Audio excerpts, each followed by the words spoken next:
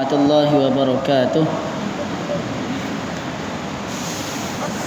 Innal hamdalillah nahmaduhu wa nasta'inuhu wa nastaghfiruh wa na'udzu billahi min shururi anfusina wa min sayyiati a'malina. Man yahdihillahu fala mudilla lahu wa man yudlil fala hadiya lahu. Wa ashhadu an la ilaha illallah wahdahu la syarika lahu wa ashhadu anna Muhammadan 'abduhu wa rasuluh. يا أيها الذين آمنوا اتقوا الله حق تقاته ولا تموتن إلا وأنتم مسلمون. يا أيها الناس اتقوا ربكم الذي خلقكم من نفس واحدة وخلق منها زوجها وبث منهما رجالا كثيرا ونساء واتقوا الله الذي تساءلون به والأرحام إن الله كان عليكم رقيبا. يا أيها الذين آمنوا اتقوا الله وقولوا قولا سديدا يصلح لكم أعمالكم ويغفر لكم ذنوبكم ومن يطع الله ورسوله فقد فاز فوزا عظيما. أما بعد. Alhamdulillah, bersyukur kita kehadrat Allah Subhanahu wa taala dapat kita menunaikan salat fardu maghrib secara berjamaah dan seterusnya. Insyaallah pada malam ini saya akan menyampaikan kuliah berkenaan Ramadan lah. Oleh kerana tidak lama lagi kita akan menyambut kedatangan bulan Ramadan. Allah Subhanahu wa taala berfirman di dalam Al-Quran, "Syahrul Ramadan alladzi unzila fihi al-Quran hudan lin-nas wa bayyinatin minal huda wal furqan." Allah kata bahawa bulan Ramadan, syahrul Ramadan alladzi, yang mana unzila, diturunkan, fihi, padanya Al-Quran. Maksudnya bulan Ramadan adalah bulan di mana Al-Quran itu pertama kali diturunkan. Bila dia nuzul Quran? Pada 17 Ramadan. Itu ayat yang pertama turun. Yang mana Al-Quran itu turun secara beransur-ansur selama 23 tahun.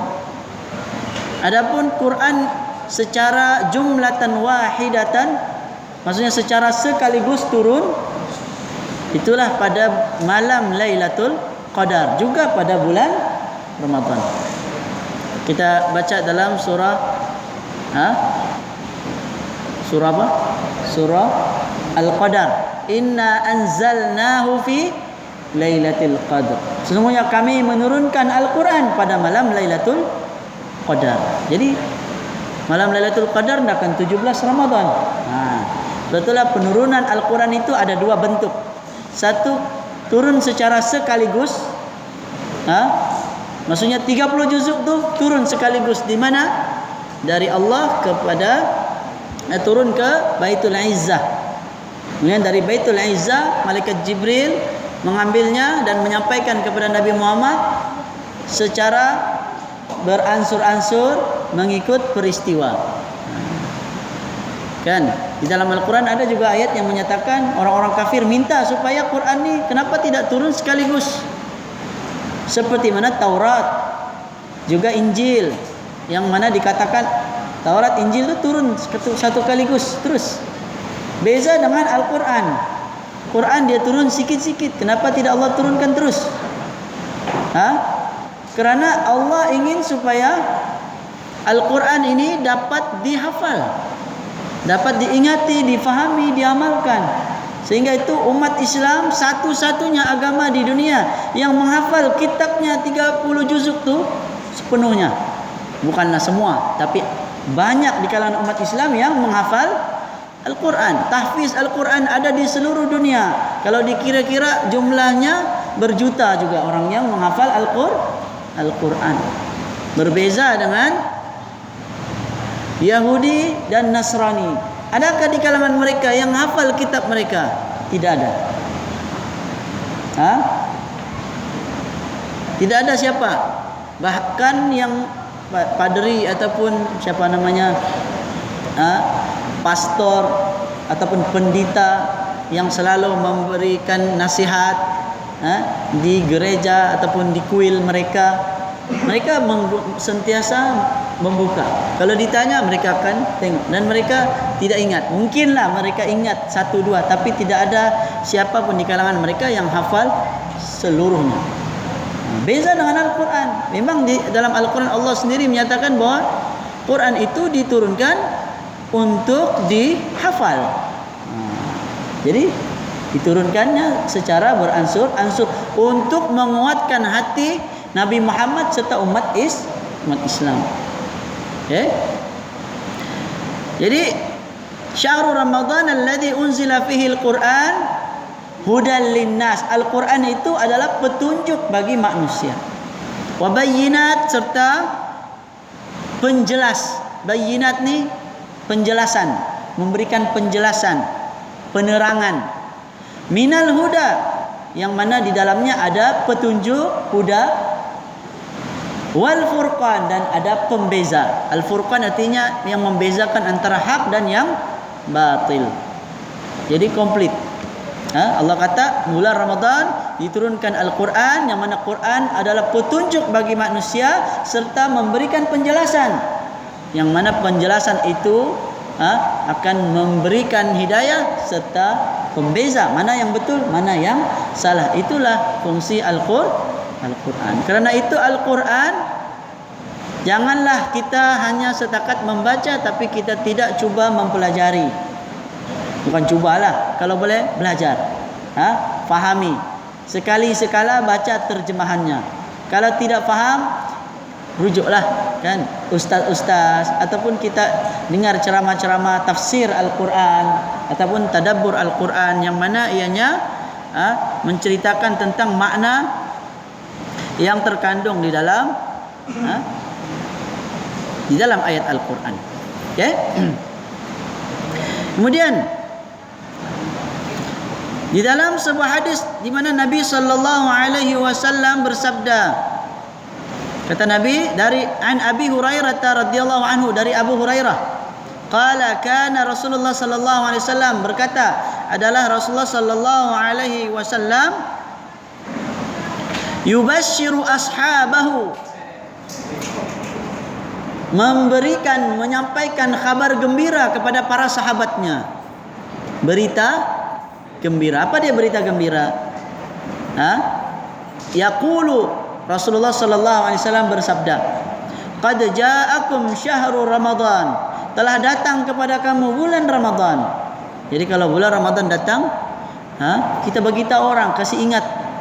Satu, kebanyakan di masjid-masjid hampir-hampir Ramadan ni akan ada, biasanya ada ceramah lah, ambang Ramadan. Kita ni kalau macam saya malam ni saya bagi tahu Ramadan, nanti kalau sempat hari Sabtu Ustaz Isnin mungkin sama juga tu, Ramadan juga. Jadi jangan kita lepaskan peluang. Kalau hari Ahad ada lagi Dr. Azizul, Ramadan juga tu, insya-Allah pasti. Kan? Sebab kita ni kadang selalu lupa, nama pun manusia. Nasi tu saya lupa. Nasia maksudnya lupa. An-nas maksudnya manusia. Manusia dan lupa adalah seerti dalam bahasa Arab. Kerana manusia memang sifatnya adalah pelupa. Dan kita warisi dari moyang kita lah, dari Nabi Adam alaihissalam. Memang Nabi Adam alaihissalam kan, dia terlupa pada pesanan Allah Subhanahu wa taala bahawa jangan dekati pohon khuldi atau pohon larangan. Jangan dekati, akhirnya lupa. Begitulah manusia kita. Dalam mana kita tahu perintah Allah ini, lepas tu Allah larang buat ini, kadang-kadang kita buat juga. Sama ada kita lupa atau kadang-kadang kita ikut hawa nafsu. Oleh kerana itu apabila kita terbuat salah, maka kita contohi bapa kita yang pertama, manusia pertama Nabi Adam. Dia segera kembali bertaubat kepada Allah Subhanahu wa taala. Kan? Dengan Allah jadikan sifat manusia pelupa lalu terbuat salah, maka adanya syariat taubat, yang mana taubat merupakan ibadah yang paling disukai dan dicintai oleh Allah Subhanahu wa taala. Jadi kata Nabi, qad ja'akum syahrul Ramadan, syahrun mubarak, bulan yang penuh dengan keberkatan. Apa maksud berkat? Kata para ulama, berkat ni artinya kebaikan yang bertambah, yang banyaklah, yang melimpah ruah. Jadi di bulan Ramadan ada banyak kebaikan bertambah. Kan? Apa dia di antaranya? Di bulan Ramadan setiap amalannya mungkin digandakan dia punya pahala dia, amal ibadah dia. Kemudian apalagi godaan syaitan pun tidak ada. Kerana syaitan ketika itu dalam hadis yang sama juga kata Nabi, syahrun mubarakun kataballahu alaikum siyamahu, Allah telah mewajibkan kepada kamu puasanya, fihi tuftahu abwabul jannah, pada waktu bulan Ramadan pintu-pintu syurga dibuka. Jadi bila pintu syurga dibuka, maka banyaklah kelebihan kebaikannya. Wa tughallu fihi syayatin, wa tughlaqu fihi abwabul jahim, ditutup padanya pada bulan Ramadan pintu-pintu neraka. Maksudnya pada bulan Ramadan neraka ditutup. Bagi menghormati bulan Ramadan. Kalau perumpamaan kita macam contohnya lah, kalau pemimpin kita bulan Ramadan tiada orang kena penjara. Seronok, tapi hendakkan kita berdosa pula. Janganlah buat dosa. Kan? Jadi pintu syurga dibuka, pintu neraka ditutup. Wa tughallu fihi syayatin, manakala syaitan-syaitan dibelenggu. Syaitan dibelenggu. Yang ini ada tafsiran. Sebagian ulama kata syaitan itu ada yang besar, ada yang kecil. Jadi yang besar itu sahaja yang dibelenggu, dipenjara, diikat tangannya, dimasukkan ke dalam api neraka. Maksudnya bukan selama-lamanya, maksudnya dibelenggu, dipenjara sementara, mereka tidak boleh menggoda manusia. Kecuali yang kecil-kecil. Syaitan yang kecil-kecil. Ini sebahagian tafsiran lah di kalangan para ulama. Ada juga ulama yang kata syaitan memang tidak ada, tetapi masih ada hawa nafsu. Tapi sebenarnya diri kita, dalam hadis Nabi, setiap manusia ada qarin. Qarin itu apa? Jin yang jahat. Bila jin jahat, apa dia? Syaitan lah. Kan? Setiap manusia ada qarin, yang mana qarin itu akan mengajak kepada kejahatan, kecuali kata Nabi aku, kerana qarin Nabi telah masuk ke dalam agama Islam, menerima Islam, sehingga qarin Nabi sentiasa mengajak kepada kebaikan. Beza dengan kita, qarin kita dia suruh buat jahat. Jadi yang qarin itu tidak boleh dipenjara. Kan? Dia memang ada sentiasa dengan kita. Walaupun begitu, malaikat juga ada. Dalam hadis yang lain Nabi menyatakan bahwa di kanan kita ada malaikat yang sentiasa mengajak kita, membisikkan agar kita membuat kebaikan. Namun di kiri kita ada pula qarin yang sentiasa mengajak kita kepada kejahatan. Jadi dia bertarik-tarik lah. Dia suruh buat baik, dia suruh buat jahat. Kita pilih. Tapi kita tidak dengar lah. Itu namanya dorongan. Kadang-kadang itu yang mana bila kita buat satu dosa, kadang-kadang kita pun terfikir, kenapalah saya buat?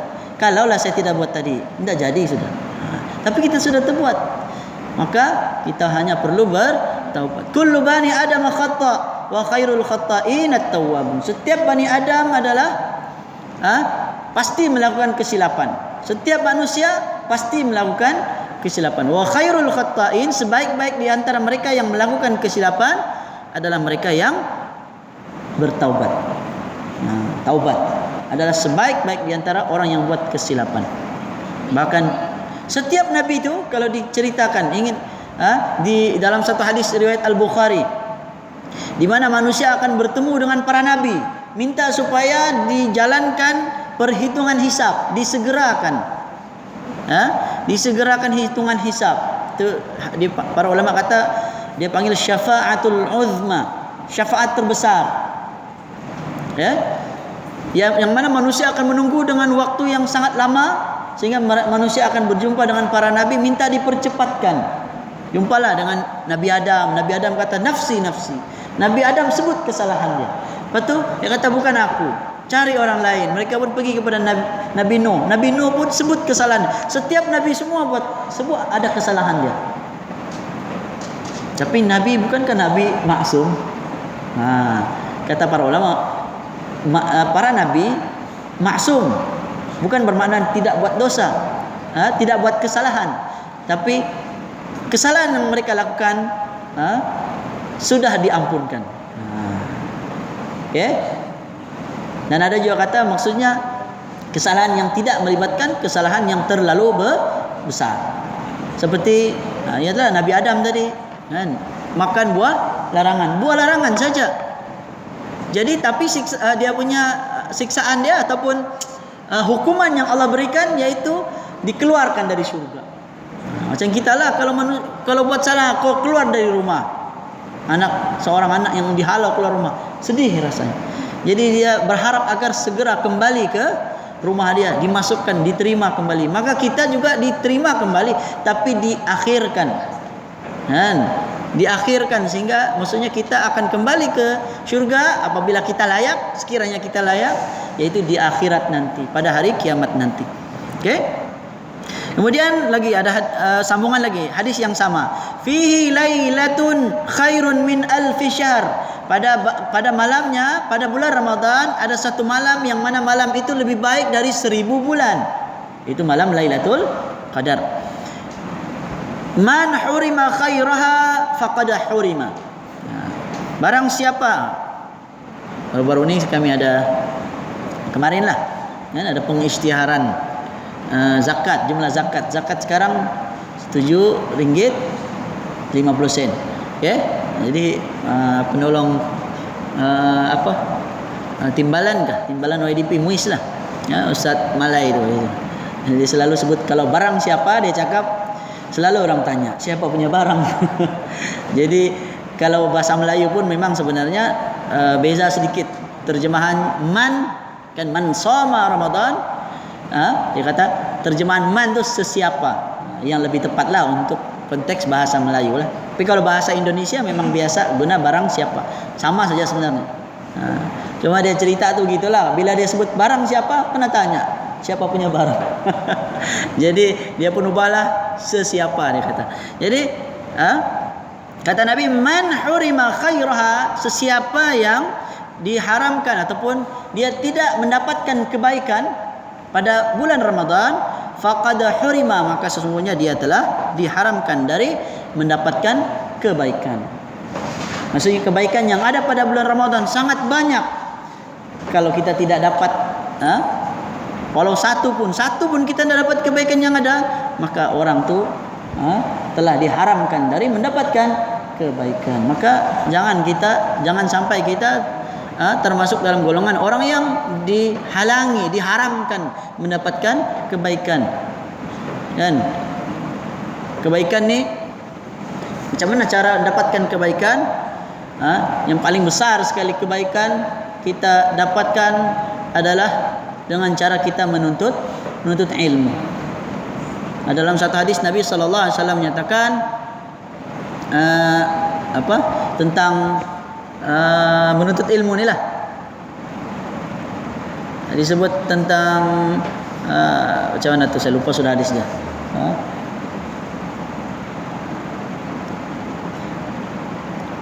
Dia kata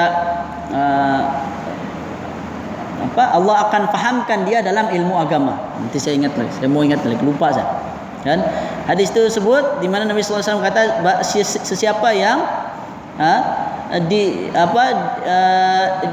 Allah inginkan kebaikan untuk dirinya, maka Allah akan berikan kefahaman kepadanya dalam ilmu agama. Hadis riwayat Bukhari dan Muslim. Man yuridillahu bihi khairan, sesiapa yang dikehendaki oleh Allah kebaikan, man yuridillahu bihi khairan yufaqqihhu fid din. Allah kata yufaqqih. Faqih ni fiqh. Maksud fiqh adalah faham. Diberikan kepadanya kefahaman dalam agama. Sesiapa yang dikehendaki oleh Allah mendapatkan kebaikan, maka Allah akan berikan kefahaman kepadanya dalam ilmu agama. Jadi orang yang faham dalam ilmu agama pasti akan mendapatkan kebaikan. Kebalikan dari itu, kata para ulama, siapa yang tidak diberikan kefahaman dalam ilmu agama, sudah pasti tidak akan mendapatkan kebaikan. Jadi bagaimana cara kita ingin mendapatkan kebaikan? Dengan cara kita belajar menuntut ilmu. Okey. Kemudian hadis yang biasa kita dengar, man shama Ramadan imanan wa ihtisaban ghufira lahu ma taqaddama min dhanbih. Man shama Ramadan, sesiapa yang berpuasa di bulan Ramadan dengan penuh keimanan, wahtisaban, ihtisab ni pengharapan, maksudnya dia mengharapkan. Apa yang diharapkan? Mengharapkan ganjaran pahala. Itu ihtisab. Okey, kita beramal, kita mengharapkan pahala. Bolehkah mengharapkan pahala? Boleh. Syaratnya kita mengharapkan pahala itu hanya dari Allah, bukan dari selain Allah. Okey, bila kita beramal ibadah, maka kita berharap kepada Allah Subhanahu wa taala agar amalan kita diterima, agar kita diberikan ganjaran pahala. Okey? Jadi sesiapa yang berpuasa di bulan Ramadan dengan penuh keimanan, jadi mesti orang tu beriman. Iman ni pun bagaimana cara mencapai darjat iman? Bagaimana mendapatkan keimanan? Yaitulah dengan cara menuntut ilmu. Dalam hadis riwayat Al-Bukhari, Imam Bukhari mengatakan, al-ilmu qabla al-qawli wal amal. Berilmu sebelum beramal. Okey? Kita mau puasa. Sebetulnya sebelum puasa ni kita belajar, kita mengulang kaji, murajaah.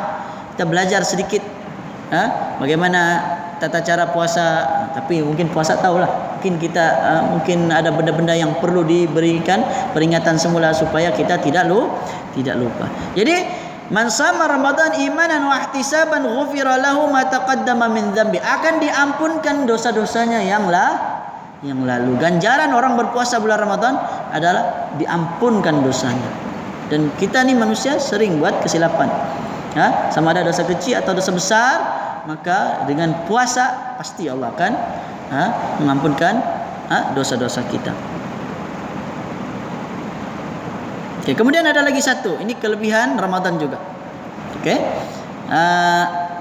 kata Nabi sallallahu alaihi wasallam, an Jabir qala Rasulullah sallallahu alaihi wasallam, inna lillahi fi kulli yawmin wa lailatin utaqa'i minan nari fi syahri Ramadan. Sesungguhnya di dalam setiap hari di bulan Ramadan Allah akan membebaskan beberapa orang dari api neraka. Minan nari fi syahri Ramadan wa inna likulli muslim da'watun yad'u biha fayustajabulah. Dan setiap orang Islam memiliki satu doa yang pasti akan dimakbulkan pada bulan Ramadan. Jadi bulan Ramadan setiap hari ada orang yang dibebaskan dari api neraka, dan setiap orang Islam ada doanya yang pasti akan dikabulkan. Maka perbanyakkan doa pada bulan Ramadan. Pada campur lagi bulan Ramadan, campur lagi doa pada 1/3 akhir malam, yang mana Allah kata, man yad'uni fa astajibulah. Siapa yang berdoa kepadaku, maka aku akan perkenankan doanya. Kan kita baca dalam Al-Quran, ud'uni astajib lakum. Allah kata, berdoalah kepadaku, nescaya akan aku perkenankan. Doa lagi pada waktu yang mustajab, iaitu 1/3 akhir malam, ataupun doa pada waktu yang Allah tidak tolak doa, iaitu ketika dalam sujud. Lagi doa yang Allah malu untuk tidak kabulkan, iaitu ketika kita menadah tangan. Nadah tangan itu tanda kita betul-betul berdoa. Kerana doa ni kata ulama tidak semua diangkat tangan. Boleh doa kita tidak angkat tangan, seperti doa makan contohnya, bismillah, makan terus, tidak masalah kan?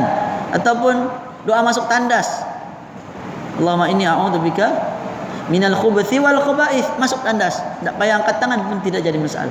Cuma kalau mau angkat tangan tidaklah menjadi kesalahan. Tapi sinonimnya bila angkat tangan ni dia tanda kita betul-betul menyuruh dengan satu seruan. Contoh kita ada hajat tertentu, maka kita tadah tangan kita. Okey?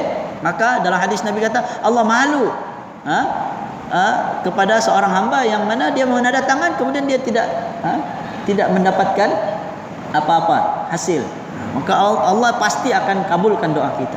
Kalau ada doa kita yang tidak kabul, sebenarnya mungkin Allah ganti dengan sesuatu lain yang lebih baik lagi. Atau boleh jadi kita melakukan satu perbuatan yang menghalangi daripada doa kita didengari oleh Allah, seperti kita buat maksiat.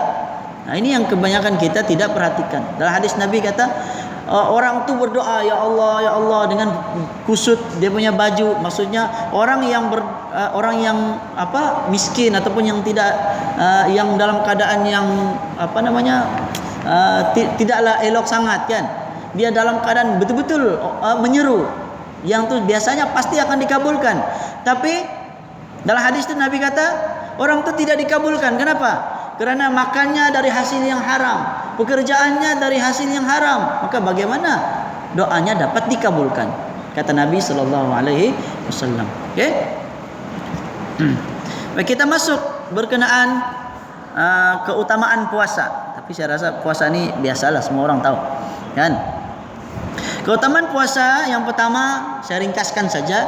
Yang pertama adalah dalam hadis Nabi sallallahu alaihi wasallam bahawa puasa, orang yang suka berpuasa maka dia akan dapat masuk ke dalam syurga. Yang mana syurga itu ada pintu yang bernama Ar-Rayyan.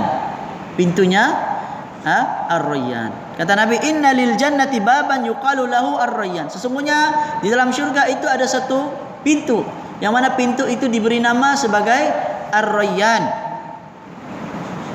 Yadkhulu minhu shaimun yaumal qiyamah. Pada hari kiamat nanti akan masuk ke dalam pintu itu orang-orang yang berpuasa. La yadkhulu minhu ahadun ghairahum. Tidak ada siapapun yang dapat masuk selain mereka. Yaitu pintu Rayyan itu hanya untuk orang yang suka berpuasa. Yuqalu aina shaimun. Maka malaikat akan menyuruh, mana orang puasa tu? Siapa yang dulu suka puasa? Ditanya. Maka angkat tanganlah masa tu kan. Sini masuk. Yang tidak suka puasa tu ataupun jarang puasa tu, tidak boleh masuk. Ini puasa secara umum. Hadis ini bukan khusus tentang puasa Ramadan saja, tapi secara umumnya. Jadi terutamanya puasa-puasa sunat lah. Fayaqumu la yudkhulu minhu ahadun ghairahum. Maka berdirilah orang-orang yang berpuasa dahulu pun berdiri, lalu mereka pun masuk. Dan tidak ada sesiapa yang masuk melainkan mereka saja, maksudnya orang yang berpuasa. Fa idza dakhalu ughliqa. Apabila mereka semua sudah masuk, maka pintu itu ditutup. Walam yadkhulu minhu ahadun ghairahum. Maka tidak lagi dibukakan pintu itu selain untuk mereka saja. Jadi itu khas. Okey, hadis riwayat Bukhari dan Muslim. Okey. Kemudian pahala puasa pula. Kata Nabi sallallahu alaihi wasallam, kullu hasanatin ya'maluha ibnu Adam tudha'aful hasanatu bi 'ashri amthaliha ila 700 dhifin. Okay? Kata Nabi, setiap amalan kebaikan yang dilakukan oleh manusia akan dilipat gandakan. Tudha'af maksudnya digandakan. Al hasanatu bi 'ashri amthaliha. Kebaikannya tu, pahalanya tu satu digandakan 10 kali ganda ila 700 dhifin, sehingga 700 kali ganda. Maksudnya ni pahala lah umum. Ada pahala yang satu digandakan 10, seperti kita membaca Al-Quran. Baca Al-Quran, kata Nabi, setiap satu huruf digandakan 10 pahala, 10 kebaikan. La aqulu, kata Nabi, aku tidak mengatakan alif lam mim harfun, walakin akan tetapi alifun harfun, walamun harfun, wa mimun harfun. Alif satu huruf, lam satu huruf, mim satu huruf. Jadi berapa? 30 pahala. Kita baca bismillahirrahmanirrahim 19 huruf. Bismillahirrahmanirrahim ada 19 huruf. Diganda kali 10 190 pahala. Kalaulah diberi hidup-hidup duit, baca bismillahirrahmanirrahim tuh dapat 190 ringgit. Berapa ramai orang hari-hari baca bismillahirrahmanirrahim jadi baca. Kan? Itu baru bismillahirrahmanirrahim. Kalau baca Al-Fatihah berapa banyak? Kalau baca satu muka surat berapa banyak? Nah, ini sebagai motivasi untuk kita, kan? Supaya kita lebih bersemangat untuk terus membaca Al-Quran. Tapi ada juga lah sindiran ataupun ayat ataupun hadis Nabi yang lain yang menyatakan bahwa berapa ramai orang yang baca Al-Quran tapi Al-Quran melaknat dia. Kenapa? Kan? Karena dia baca Quran dalam masa yang sama dia tidak faham, lalu Al-Quran larang dia buat sesuatu, dia pergi buat juga. Itu pentingnya kita baca Quran, kita fahami dan kita amalkan. Kan? Kita baca, kita fahami dan amalkan serta kita sampaikan. Itulah tujuan Al-Quran diturunkan, bukan sekadar baca sampai khatam lepas itu tutup, simpan dalam almari, dah buka sudah. Mau khatam lagi beli Quran baru. Ada begitu? Tidaklah, kan? Jadi jangan semata-mata khatam Quran bagus sebenarnya. Kan? Khatam maksudnya kita baca dari kulit ke kulit. Kita baca penuh. Memang dalam hadis Nabi sebenarnya Nabi sallallahu alaihi wasallam melarang kita apa? Melarang kita tidak mengkhatamkan Al-Quran. Bacalah Al-Quran, kata Nabi, dalam masa 7 hari. Maksudnya khatamkan Al-Quran dalam masa 7 hari kalau mampu. Apalagi kalau mampu lebih dari itu, kata Nabi, dalam masa 3 hari. Dalam 3 hari kita boleh khatam. Itu paling hebat lah tuh. Kemudian Nabi kata tidak boleh kurang dari 3 hari. Jangan kamu kurang dari 3 hari mengkhatamkan Al-Quran. Kenapa? Orang yang kurang dari 3 hari mengkhatam Al-Quran biasanya dia baca dengan gopoh-gapah tanpa memahami apa yang dimaksudkan dengan ayat Quran tersebut. Ini cuma saranan lah. Disunatkan kita mengkhatamkan Quran dalam masa 7 hari. Ini 1 bulan pun susah, kan? Setahun pun susah bagi kita yang jarang-jarang baca Al-Quran. Jadi sebenarnya disuruh kita selalu mengkhatam Quran. Tapi kalau baca Quran macam mana mau kerja nih? Kerja lagi, bila masa?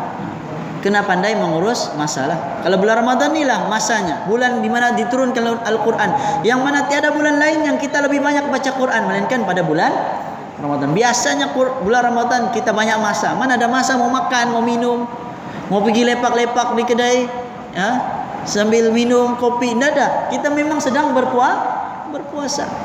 Maka ketika kita sedang berpuasa itu kita isi kegiatan kita dengan amal ibadah. Jadi amal ibadah yang paling terbaik sekali adalah kita membaca Al-Quran, baca Quran.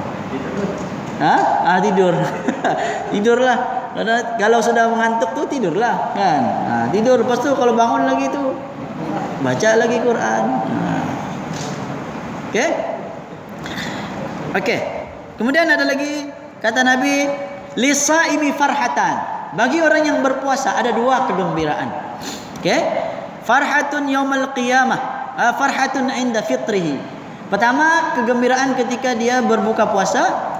Yang kedua, farhatun yaumal qiyamah, yaitu kegembiraan di hari kiamat ketika bertemu dengan Tuhannya, dengan Allah Subhanahu wa taala. Gembira bagi orang yang berpuasa.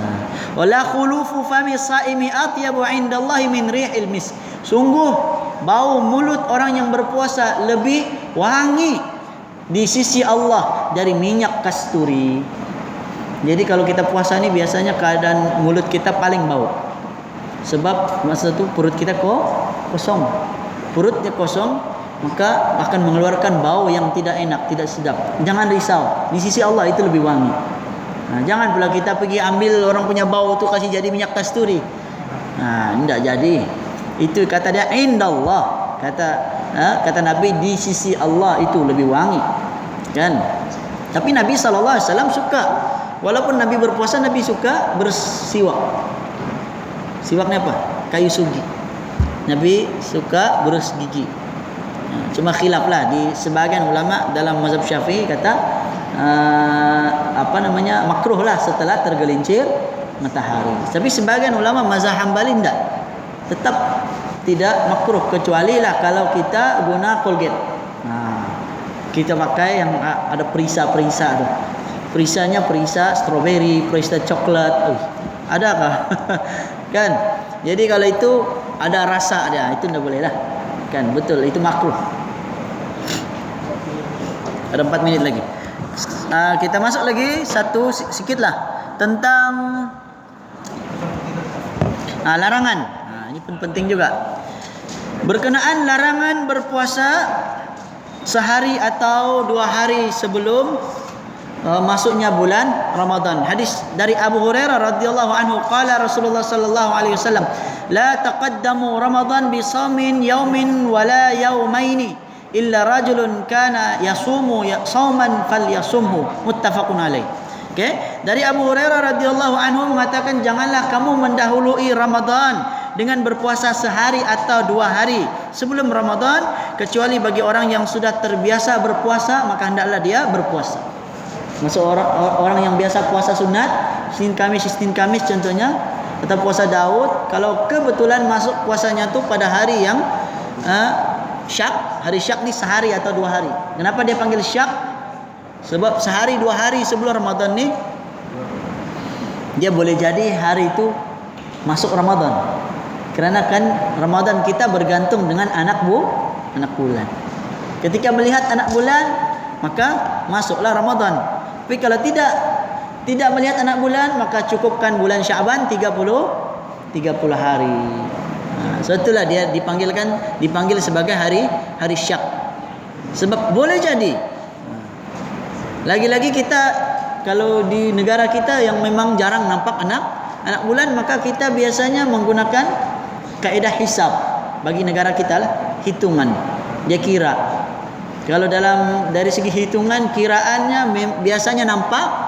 Walaupun tidak nampak, akan didahulukan kiraan lah. Ini pun khilaf. Sebagian ulama kata tidak boleh. Ada yang kata wajib melihat.